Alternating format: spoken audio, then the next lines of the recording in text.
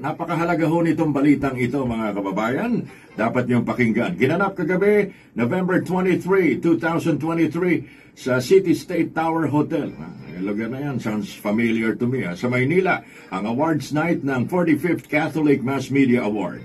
Binigyan ng special citation sa entertainment program category ang ating music anchor na si Larry Damian ng programang Ikaw, Ako at ang Awit, para sa kontribusyon nito sa pagbibigay kasiyahan sa mga radio listeners ng DWWW 774 pagdating sa pagsasahing papawid ng mga musika ng buhay ng bawat isa.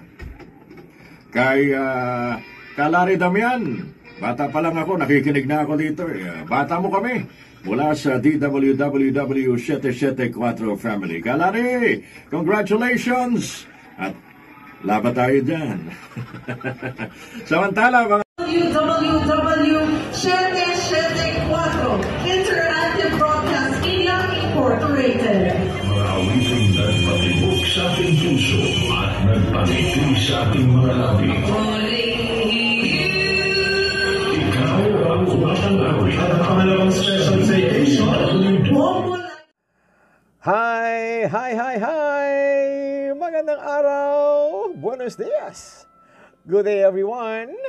Ang lahat po ay imbitado dito na makinig at manood. You stop a while! And welcome to my YouTube channel. Ibahagi ang bawat kwento ng buhay at pag-ibig dito sa ating Comics on YouTube. Story all about love, straight from the heart. Narito at inyong dinggin, larawan ng pag-ibig na isa sa mga tagapanood ng ating channel. Kasaysayang padala ng isa sa nagpakilala lamang sa pangalang Ramon.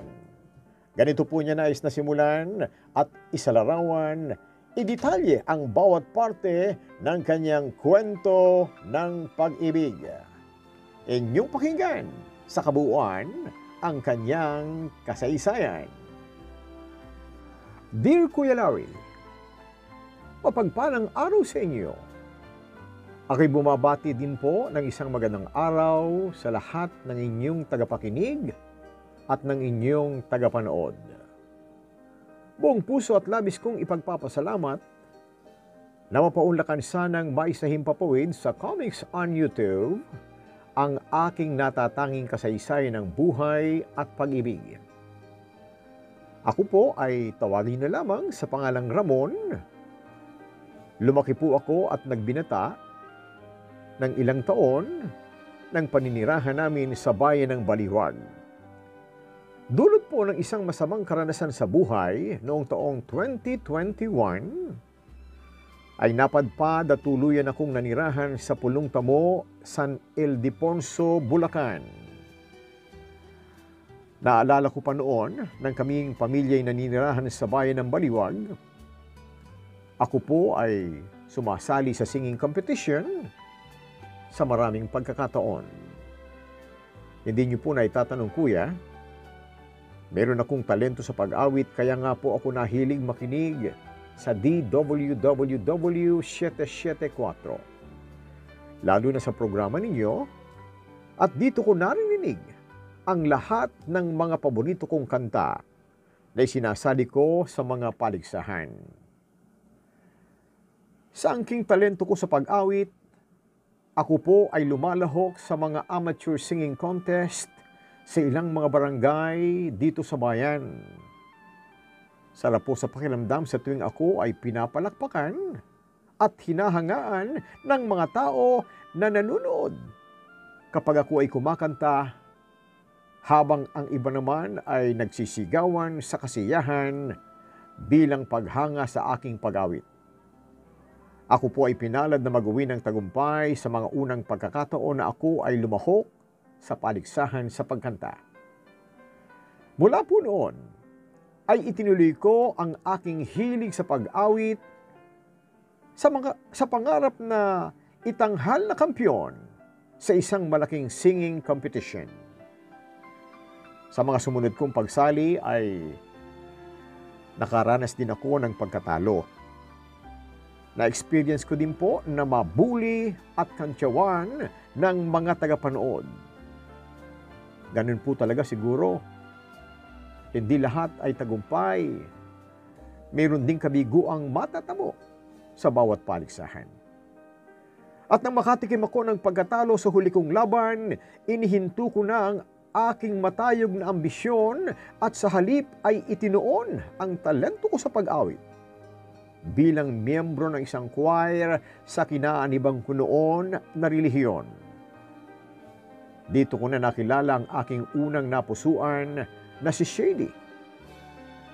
Anak po siya ng may-ari ng lupa sa kinatatayuan ng isang maliit na church sa Aldama Street, Santa Barbara, Baliwag, Bulacan.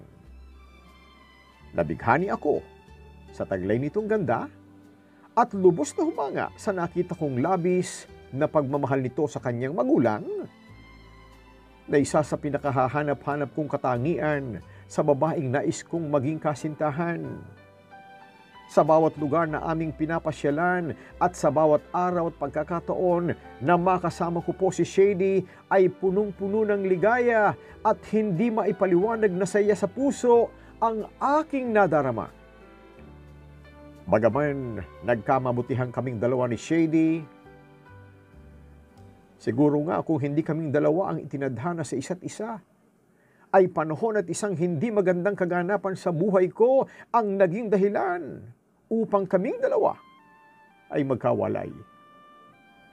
Isang araw na mayroong pagtitipon sa lugar, malapit sa aming bahay, walang kaabog-abog ay nagkaroon ng komosyon.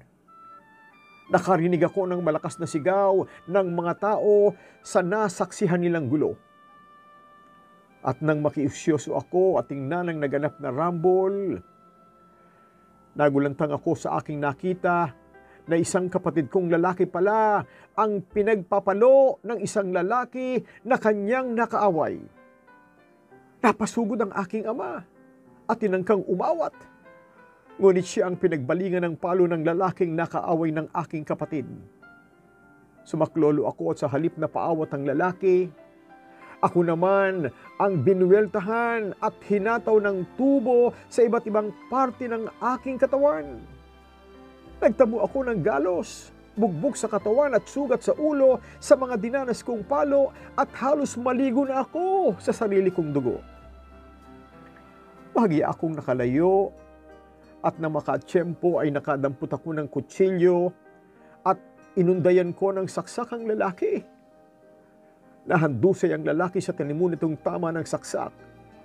Mula sa hawak kong kutsilyo kaya bahagyang natahimik ang kaguluhan. Sa kabutihang palad, sumaklolo ang mga tao na nadudoon upang isugod sa ospital ang aking nabiktima. At ako ay mabilis na tumakas. Nilisan ko ang lugar at nagtungo ako sa pulong tamo San Ildefonso para pansamantalang magtago sa mga otoridad. Sa pagkadawit ng pamilya ko sa insidente, sinubukan kong makipag-areglo sa pamilya ng biktima. Patuloy lumakad ang panahon hanggang sa tuluyan na akong maabswelto at pati na ng aking ama at kapatid sa kinasangkutan naming kaso. Ang malungkot kong karanasang ito ang isa sa mabigat na dahilan sa pagkakalayo namin sa isa't isa ng nauna kong kasintahang si Shady.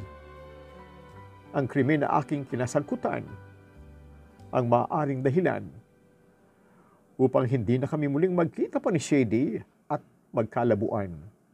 Opo, naputol ang komunikasyon namin sa isa't isa.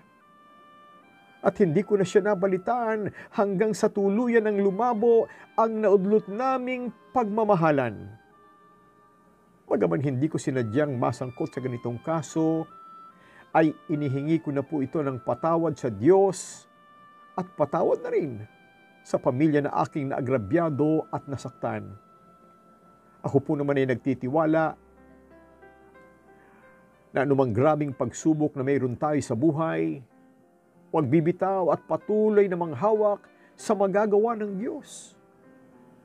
Sa paninirahan ko sa San Ildefonso, Bulacan, dito po na kuya nakilala ang aking bagong kasintahan na si Baby Jean.